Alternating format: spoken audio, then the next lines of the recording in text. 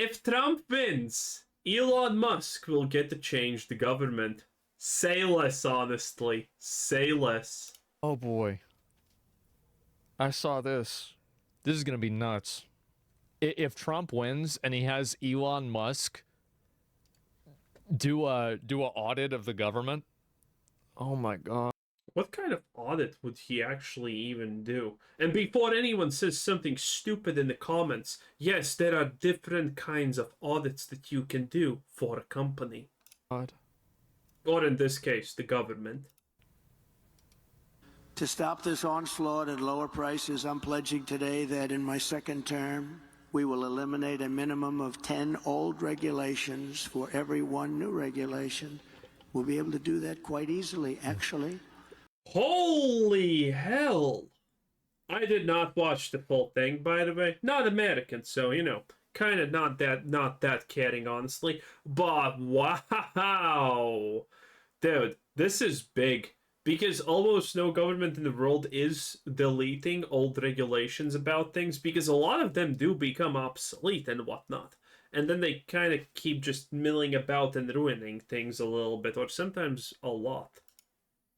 And instead of attacking industries of the future, we will embrace them, including making America the world capital for crypto and Bitcoin. Wow. Okay. Fourth, at the suggestion of Elon Musk, Here we go. who's given me his complete and total endorsement. That's nice. He's a smart guy. He knows what he's doing. He knows what he's doing. God. It's very, very much. Oh man, people are gonna hate this so much because people are just no offense, because some people are probably watching this and thinking Elon Musk's an idiot. Remember the what's it called, New York, Los Angeles, you know, the tunnel system that they did with the stupid cars doing the roundabout. Listen, people just don't understand these things properly. What kind of loop was it called? Let me explain, for example, the loop. Is the loop the most stupidest idea ever conceived by humanity? Yes. 200% yes, in fact. But is the loop bad for Elon Musk? No. That thing was a major win for him. Oh, it was the Las Vegas loop. I remember the name. Yeah. The Las Vegas loop, is the stupidest thing ever. It makes no sense, it's not practical, it's a waste of oxygen, it's a waste of money, it's a waste of space. But that's for the city of Las Vegas, or the country, I don't know what that Las Vegas counts as at this point. Anyway, for Elon Musk, that thing is a gold mine, okay? Listen, he made a boring company. The boring company proves that it's capable of doing things in a very efficient manner because they were ahead of schedule when they finished. So he makes a new company, instantaneously proves that this company that's literally popped up out of absolutely nowhere is capable of doing effectively mega projects. That's a massive win on its own. Two, he got paid for that, obviously. He made a lot of money with that deal.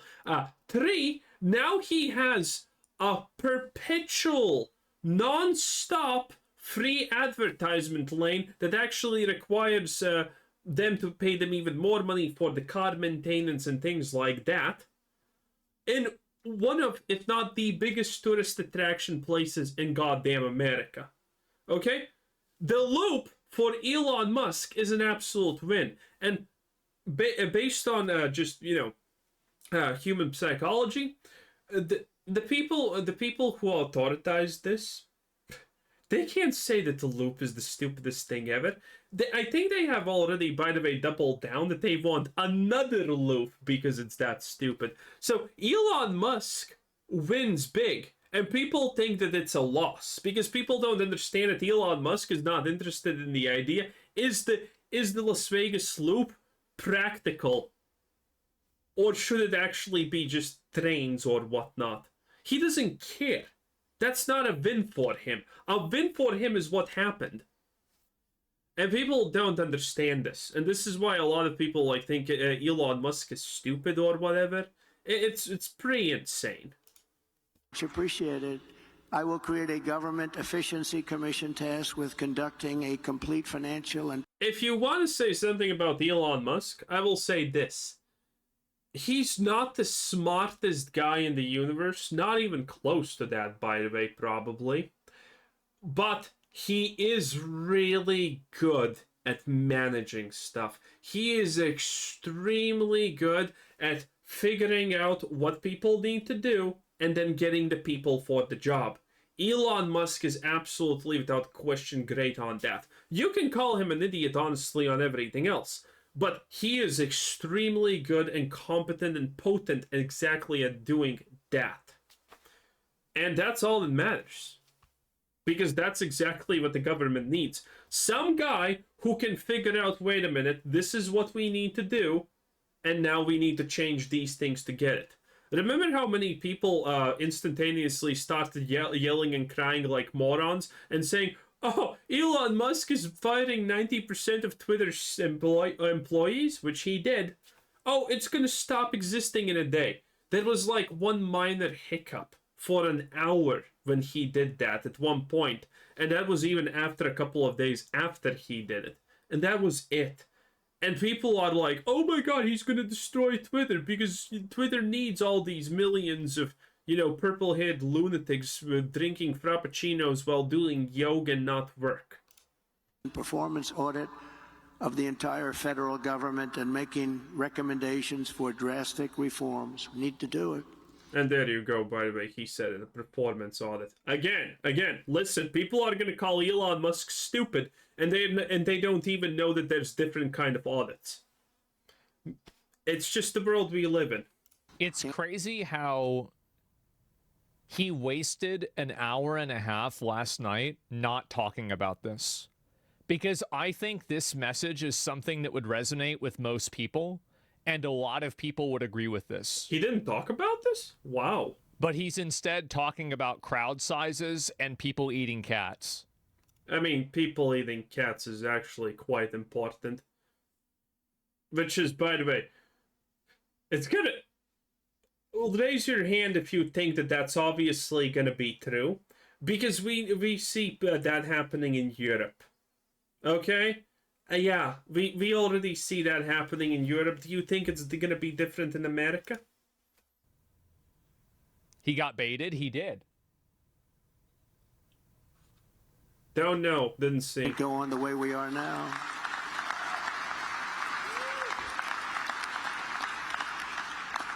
And Elon, because he's not very busy, has agreed to head that task force. Be interesting. If he has the time. That'd be a good one to do it, but he's agreed to do it. In 2022, fraud and improper payments alone cost taxpayers an estimated hundreds of billions of dollars. As the first order of business, this commission will develop an action plan to totally eliminate fraud and improper payments within 6 months. This will save trillions of What the videos bugged? Of dollars, trillions. Yeah. It's massive. No, what the hell this is? For the same service that you have right now, trillions of dollars is wasted and gone, and nobody knows where it went. Yeah, I know whenever I worked at the government, there were tons of people that, probably should not have been there. Okay, good. One of the reasons why I'm watching this is because Asmongold worked in the government, and so did I. Difference is I was actually in a high position and competent. He's just a paper pen pusher. But again, you need to work at the government at literally any level to understand that the bloat is ginormous. It doesn't matter America, Zimbabwe, Australia, New Zealand, or my favorite made-up place, Germany. Governments are just overbloated. There is a lot of things that just don't happen properly. There's a lot of things that happen too slowly. And one of the main things I have said for years now, after, working 3 days in the government is, well, the saying that every government in the world would collapse in an hour if corruption was not a part of the system. Because corruption is inbuilt into the system, and one of the reasons why it's inbuilt, the primary reason, in fact, why it is like that, is because it can't function otherwise. People need to look away when certain things are done, and people need to, not check certain things when they don't need to be checked. Otherwise, you're completely screwed, and nothing moves forward. They weren't doing their job. They weren't working. Like, sure. Also, to just a little bit alleviate on that, probably some people were working, but their job literally requires them to do nothing. That is also a very common thing that can happen. People just get into a job, and turns out that job requires you to do pretty much almost nothing. Because that job exists because some boss from 30 years ago complained to the person in charge, and he got someone for effectively putting paper clips in a basket, and that no longer is not even necessary, or everyone could handle it on their own. Positions like that exist a lot. Like you? Not like me. Fuck that. No, bro. I was working my ass off. What do you mean? Like I was so obnoxious and annoying. Said the guy who didn't even work. By the way, just because it's Asmongold, he has talked about this, and I remember because it's hilarious. He worked at the government, yes, but he didn't work full hours. He worked in the government for, what's it called, semi? I don't know. He worked in a full employment, whatever it's called. He didn't work 8 hours even. He was If like I had to work harder than other people, because if I didn't, I would have gotten, like, they would have got rid of me. Further taming inflation and bringing prices way down. The fifth pillar of my plan is to make the Trump tax cuts permanent. They are massive tax cuts, biggest ever, permanent. True. And to cut taxes even more, and we will have no tax on tips, something which they copied 4 weeks after I said it. She got up and said, no tax on tips. I said, I just said that.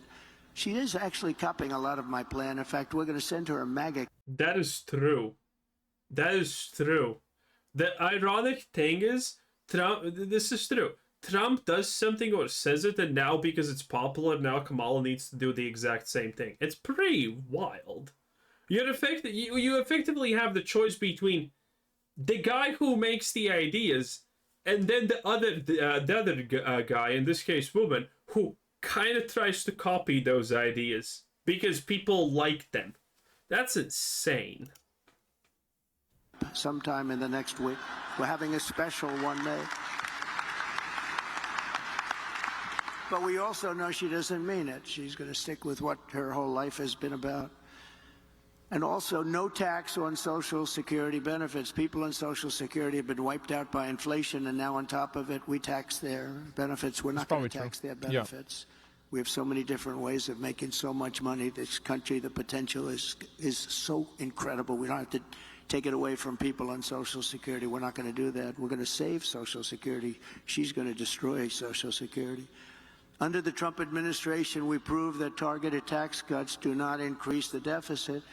They reduce the deficit by growing the economy and raising revenue. After we gave the massive tax cuts, we took in the following year with a much lower rate, billions and billions of dollars more than we did the previous year with a high rate. Think of that. So with a much lower rate, we took in more money because people were incentivized.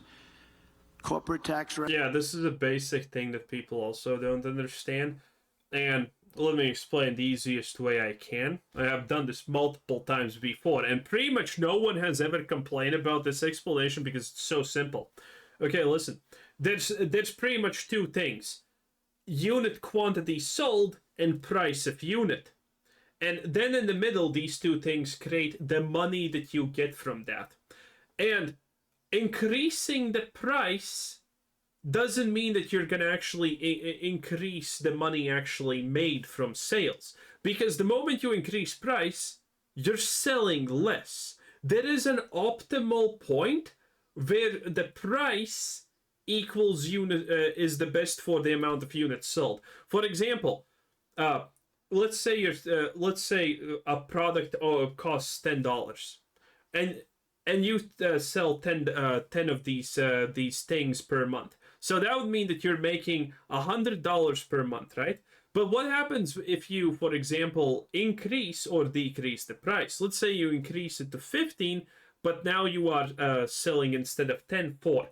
You're losing money because that is less than the 100 you previously got. And this is effectively the system, and it can be done both ways. One, increasing the price so you sell more or less units, but the revenue generated is higher. Or two, lower the price so you sell more units. Revenues are 31% higher today than before my tax law was signed. With all of those cuts, 31% higher.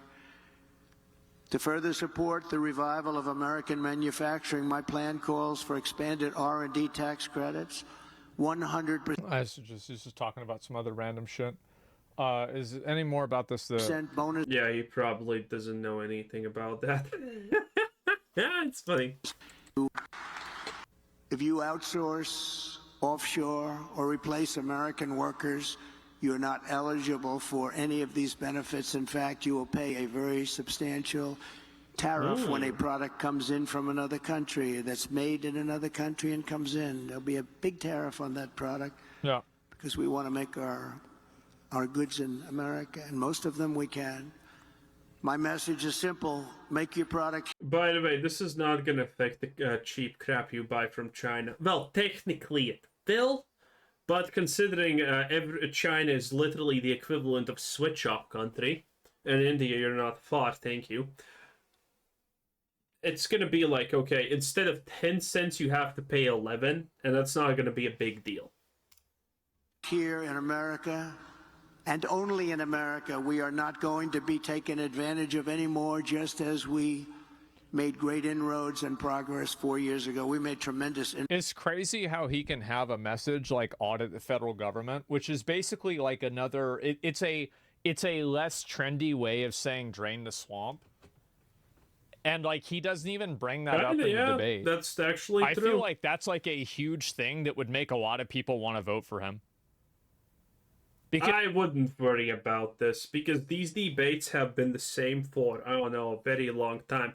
The debate happens, the Democratic Party instantaneous in the first 5 seconds makes fun of Trump, and then in the next day or two people start making compilations about how the other party has lied, and then they show what's actually happening. There's already multiple Kamala Harris videos circling around on the internet where it's like, oh, I never wanted to take your guns. And you can literally see a month ago she was talking about taking away people's guns in America. And she's like, oh, I don't want to, I never said that. A month ago.